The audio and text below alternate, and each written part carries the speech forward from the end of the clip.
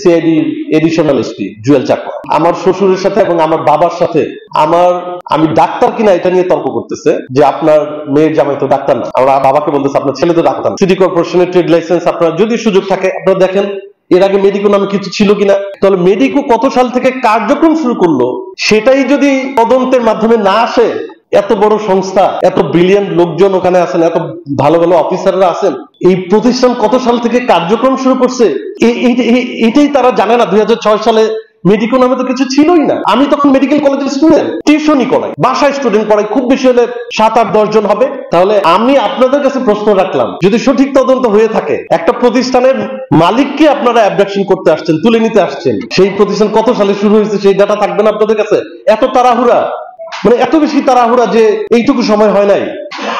যারা আমাকে এই পরিস্থিতির মধ্য দিয়ে নিয়ে গেছে আমার পরিবারকে, তাদের বিবেকের কাছে প্রশ্ন আপনারা ঘুমাতে পারেন।